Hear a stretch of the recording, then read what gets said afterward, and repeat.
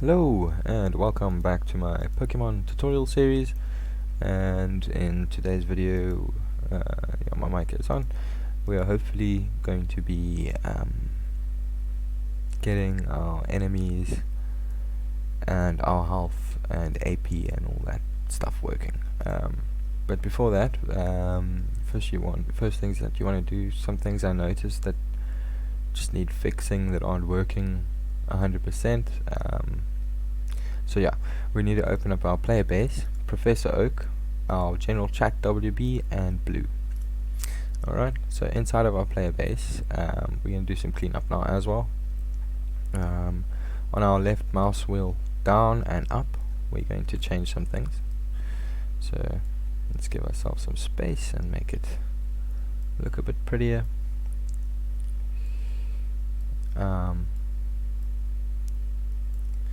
This is actually one of the changes you need to make, so I'll show you now. Okay, so first things your one would be like that.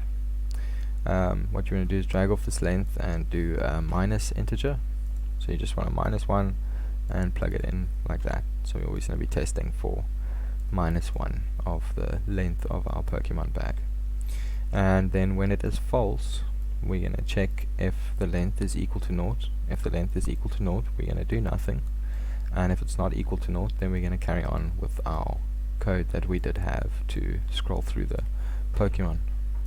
We can get rid of the print strings now. Not going to need them anymore. And then we need to do the same thing on our mouse wheel up. Okay, so let's just drag all of these over. Make sure it's got the -1, checking for the Pokemon selection, and then off of the false pin, we're just going to copy paste exactly what we did on the mouse wheel down. Excuse me, I have a bit of a heartburn. And then off of the false pin, we'll just carry on with what we did do, and we can get rid of the print strings once again. They aren't needed. We can just make it a little bit neater, just readable, I guess. And let's just comment this out. Mouse wheels. Now that's gonna work a whole lot better. And then next thing you want to do is go to your get Pokemon current selection function, and just remove this -1 from here, because now we're doing it somewhere else that's a lot smarter. Okay, and go back to event graph, and we have a lot of cleanup to do here. Let's just do that quickly because it's getting a bit messy. So this is our throw ball or not. So left mouse button pressed. Oh, I didn't even comment it out. Left mouse button pressed. Okay. We need to clean this junk up. Let's just give ourselves a little bit of space. Pull the event up there. And let's start putting this all into something that makes a bit of sense. Just nice straight connections is generally what you'd go for.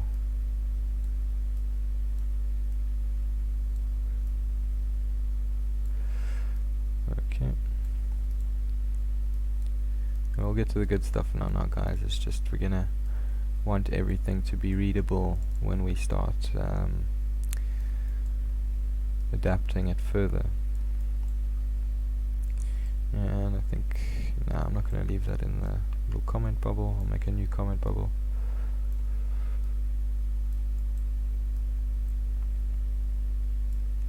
So not the neatest in the world, but it's working. It'll work. Stick that up there. These guys can come with me.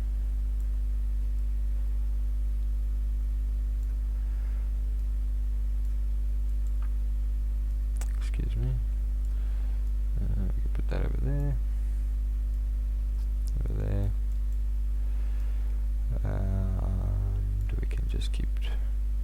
putting them in line.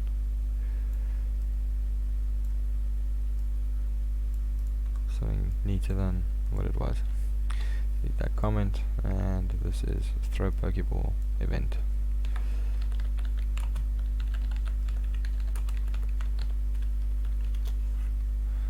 Okay, so now it's a little bit nicer.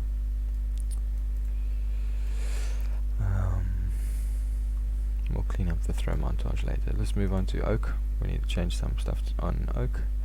So yeah, where we set our player's max walk speed, we're going to drag off of the character movement, and we're also actually going to get the max walk speed. So we're going to get max walk speed, and we'll promote it to a variable within Oak, or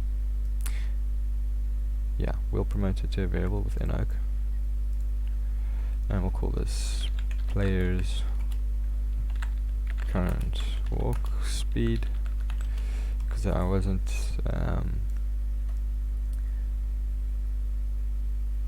well, before we do the stop movement, let's just do it right here. A little bit messy, but we'll sort that out.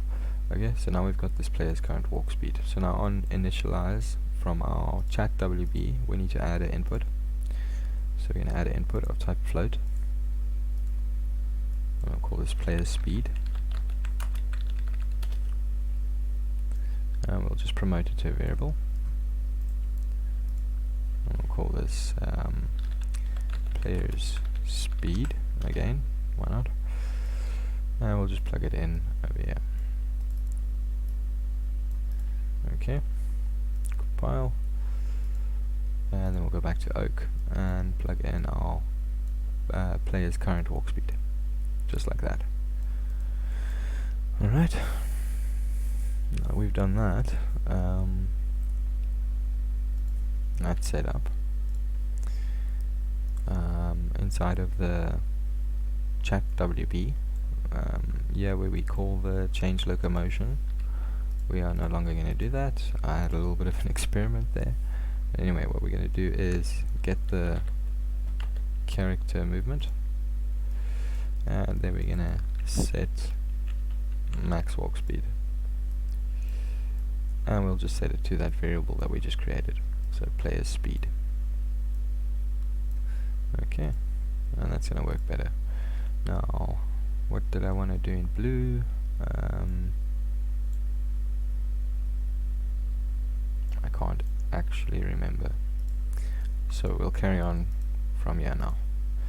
So just show you, okay, wait, one more thing. In your player base, I did add more things here. So what this was on 650, set it to 1200, I find that works better. Then on your trace here, you want to set trace complex to true, add a pin, and just drag off, add a pin to this make array, and then just drag off and say self, so you get a reference to yourself, and then plug it in. And then one other thing you want to do is this delay was on 0.05, you want it to be on 0.01, and that's going to get us a lot better aiming. So let's see now how the speed and all works. So our aiming is a lot more responsive. It's not going off screen all the time anymore, as well as now we aren't changing our locomotion states, and we're going back to our same walk speed when we exit Oak. We would have to do the same on but we don't actually need to. Yeah, we didn't need to do it over there, just for Oak. And now as you can see, we won't be able to scroll further or change our Pokemon because we only have one inside of our Pokemon thing, and if we didn't have one, then it wouldn't be able to do anything. Okay, so that's what those changes did. Next up, we want our AP on our Pokemon to be doing things, so we can close that out and we can save everything, and we need to have Pokemon have AP, so we need to go to our Pokemon folder, blueprints, structs, not triggers, structs, and open up our Pokemon attacks. I suppose they'll each have individual PP, that makes more sense. So on each attack we'll have a PP. So integer, and we'll call this PP. So that's PowerPoint. Let's just call it PowerPoint. Okay, PowerPoints. And now we might as well set that up real quick. Edit start ball, not start ball. We want to go to the details section over here and go to his Pokemon attacks and set those PP values.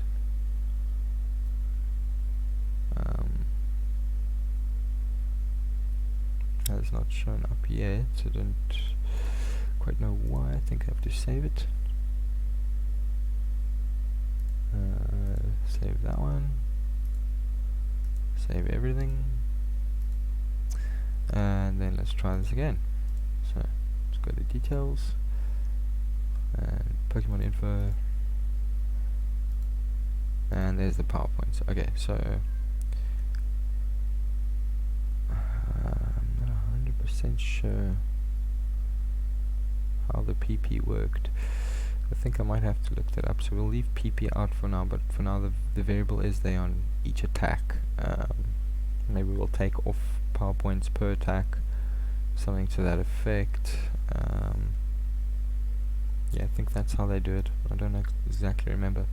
So PowerPoints used, we'll call that, and then we'll open up the other Pokemon info struct, and we'll add another variable, and we'll make this of type integer as well, and we'll call this Pokemon PP or power points. Okay,